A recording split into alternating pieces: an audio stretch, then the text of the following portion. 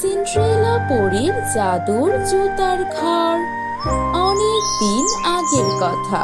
চমচমপুর নামের গ্রামে সিরাজ নামের এক লোক বাস করত।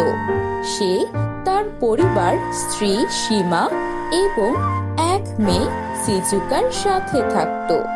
তাদের গ্রামের সবাই অনেক বড়লোক ছিল, কিন্তু সিরাজ খুবই গরিব ছিল।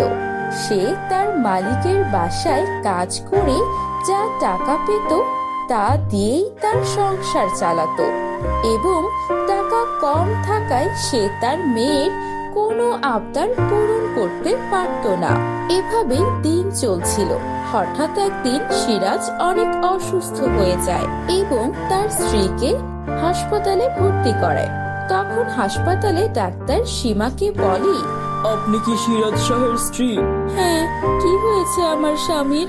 সকাল অবধি ভালোই ছিলেন, এরপর হঠাৎ পেটে ব্যথা বলেই অজ্ঞান হয়ে গেলেন। আপনার স্বামীর কিডনিতে পাথর হয়েছে, তাকে খুব তাড়াতাড়ি অপারেশন করাতে হবে, আর এজন্য 2 লাখ টাকার প্রয়োজন। আপনি 2 লাখ টাকা কাউন্টারে জমা করিয়ে দিন, তাহলে আপনার স্বামীর চিকিৎসা শুরু হবে, আর নয়তো তার কোনো চিকিৎসা হবে না। এই কথা শুনে সীমা অনেক চিন্তায় পড়ে যায়। এরপর সেই সিরাজ যেখানে কাজ করত সেই মালিকের কাছে যায়, গিয়ে বলে, সাহেব, আমি সিরাজের স্ত্রী, আপনার সাথে কিছু দরকারি কথা বলার জন্য এসেছি। আরে হ্যাঁ, ও আজকে কাজে আসেনি কেন? উনি অনেক অসুস্থ হয়ে হাসপাতালে ভর্তি আছেন।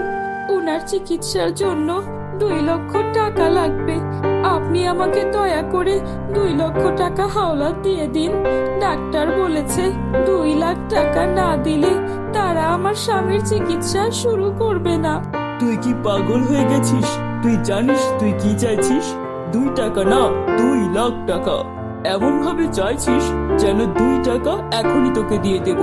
আমি তোকে কি জন্য 2 লাখ টাকা দিতে যাব? যা এখান থেকে। আমি ধর্মশালা খুলে বসিনি। আমি আপনার হাতে ধরি, পায়ে পড়ছি, আপনি আপনি আমাকে টাকাটা দিন। আমি আপনার টাকা শোধ করে দেব, কিন্তু দয়া করে আমাকে 2 লাখ টাকা দিয়ে দিন। আমার স্বামীকে বাঁচাতে এই 2 লাখ টাকা অনেক দরকার। ঠিক আছে, আমি তোকে টাকা দিয়ে দেব, কিন্তু এক শর্তে। তুই যদি তোর সকল গয়না আর বাড়ির কাগজ আমার কাছে বন্ধক রেখে যাস, তাহলে আমি তোকে টাকা দেব। নয়তো আমি কিভাবে ভরসা করব যে তুই টাকাগুলো ফেরত দিবি? বাড়ির কাগজ আর গয়না দিয়ে টাকা নিয়ে যাস। আচ্ছা ঠিক আছে, ওগুলো বাসায় আছে, আমি নিয়ে আসছি। এই বলে সীমা বাসায় গিয়ে তার সকল গয়না এবং বাড়ির কাগজপত্র এনে সেই মালিককে দিয়ে দেয়, এবং মালিক 2 লাখ টাকা দিয়ে দেয়। সেই টাকা নিয়ে সীমা ডাক্তারের কাছে যায় এবং ডাক্তার তার স্বামী সিরাজের চিকিৎসা শুরু করে।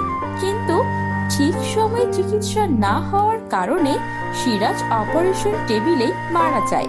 ডাক্তাররা এসে অত্যন্ত দুঃখের সাথে এই খবর সীমাকে জানায়। এরপর সীমা আর সিজুকা অনেক কাঁদে এবং তারা সিরাজের শেষ বিদায়ের ব্যবস্থা করে। এভাবে কিছুদিন চলে যায়। কিছুদিন পরে সিরাজের মালিক গুন্ডা নিয়ে সীমাদের বাড়িতে আসে, এসে বলে, অনেক দিন হয়ে গেছে, আমার টাকা ফেরত দেওয়ার কথা ছিল। কোথায় আমার টাকা? মালিক, আমার কাছে তো এখন কোনো টাকা নেই। কিছুদিন আগেই আমার স্বামী মারা গেছে। আমি এখন কিভাবে আপনাকে টাকা ফেরত দেব? আমাকে আর কিছুদিন সময় দিন। আমি কোনো একটা কাজ করে আপনার টাকা ফেরত দিয়ে দেব, একটু দয়া করুন। কথা অনুযায়ী তো টাকা ফেরত দেওয়ার কথা ছিল এই মাসের মধ্যেই। এখন টাকা ফেরত না দিলে এই বাড়ি থেকে বের হয়ে যা। দয়া করুন, আমি আমার এই ছোট মেয়েকে নিয়ে কোথায় যাব? মালিক সীমার কোনো কথা না শুনে তার গুন্ডা বাহিনী দিয়ে সীমা এবং সিজুকাকে বাড়ি থেকে বের করে দেয়।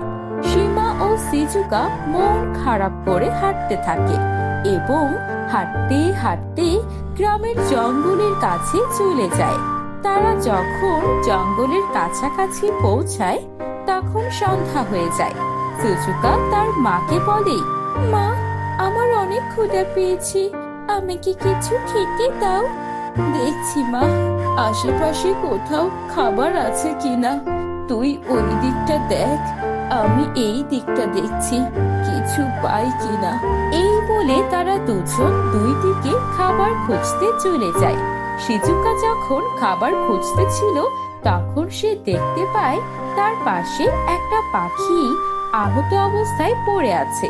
সেই পাখিটিকে আহত দেখে তার মনে অনেক মায়া হয় এবং সে সেই পাখির আঘাতে একটু ঘাস ও লতা পাতা নিয়ে মলম লাগিয়ে দেয়।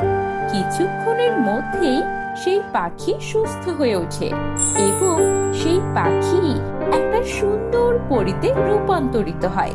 এটা দেখে সিজুকা অনেক অবাক হয়। তখন পরী বলে, ভয় পেও না, তুমি আমার জীবন বাঁচিয়েছো, তোমাকে অনেক ধন্যবাদ।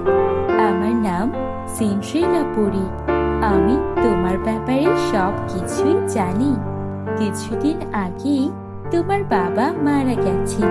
এখন তুমি আর তোমার মা একা একা এখানে এসেছো। তোমার অনেক ক্ষুধা লেগেছে। তুমি চিন্তা করো না, আমি তোমাকে কিছু উপহার দিয়ে যাচ্ছি। এই নাও, এগুলো হচ্ছে আমার জুতো জোড়া। এগুলো কোনো সাধারণ জুতো না, এগুলো জাদুর জুতো। এই জুতোর কাছে তুমি যা চাইবে তাই পাবে। এই বলে সেই পরী সেখান থেকে অদৃশ্য হয়ে যায়। এরপর সিজুকা সেই সিনড্রেলার জাদুর জুতোকে বলে, ও সিনড্রেলার জাদুর জুতা, আমার থাকার মতো কোনো ঘর নেই, আমাকে একটা ঘর দাও। এই কথা বলার পরে জুতো জোড়া একটা বিশাল জুতার ঘরে পরিণত হয়ে যায় এবং সেখান থেকে দরজা জানালা বের হয়ে আসে। সিজুকা দরজা দিয়ে ভেতরে ঢুকে দেখে সেই ঘরের মধ্যে যাবতীয় প্রয়োজনীয় জিনিসপত্র ছিল। এটা দেখে সিজুকা অনেক খুশি হয় এবং সে দেখে সেখানে দামি দামি খাবার এবং কাপড় চোপড় খেলনা রাখা ছিল। সিজুকার অনেক ক্ষুধা পেয়েছিল, ও খাওয়া শুরু করে দেয়। এরপর খাওয়া শেষে খেলতে শুরু করে আর সে ভুলে যায় তার মায়ের কথা। খেলতে খেলতে হঠাৎ তার মনে পড়ে তার মায়ের কথা। তখন সে ঘরের বাইরে এসে জাদুর জুতাকে বলে, হে সিনড্রেলার জাদুর জুতা, আমার মা অনেকক্ষণ যাবত ঘরে আসছে না। আমার মা কোন দিকে গিয়েছে আর কোথায় আছে, আমাকে একটু বলে দাও না। তখন সে জাদুর জুতা থেকে একটা আওয়াজ আসে, সিজুকা, তোমার মা পানি আনতে গিয়েছিল। সে এখন পূর্ব পাশে এক বট গাছের নিচে অজ্ঞান হয়ে পড়ে আছে। তুমি জলদি যাও, আর আমি তোমাকে একটা জাদুর দরজা দিচ্ছি। এই দরজা খুললেই তুমি তোমার মায়ের কাছে চলে যাবে। এই বলে সেই সিনড্রেলার জাদুর জুতো একটা বিশাল জাদুর দরজা তৈরি করে দরজা খুলে সিজুকা দেখতে পায় ওর মা বটগাছের নিচে অজ্ঞান হয়ে আছে। এরপর সিজুকা ওর মাকে পানি খাওয়ায় আর তাকে নিয়ে বাসায় চলে আসে। এরপর সে তার মাকে জাদুর পরী সিনড্রেলার কথা এবং সব কিছু খুলে বলে। তার মা এইসব শুনে অনেক খুশি হয়। এরপর থেকে যখনই তাদের কোনো জিনিসের দরকার পড়তো তারা সেই জাদুর সিনড্রেলার জুতার কাছে চেয়ে নিত। এভাবে সুখী শান্তিতে মা মেয়ে বসবাস করতে থাকে। তো বন্ধুরা, কেমন লাগলো তোমাদের আজকের গল্পটি? কমেন্ট করে জানাও আমাদের। আর যদি এমন গল্প রোজ দেখতে চাও আমাদের চ্যানেলটিকে সাবস্ক্রাইব করে ফেলো। দেখা হবে পরের কোনো জাদুর মজার গল্পে। সবাই ভালো থেকো।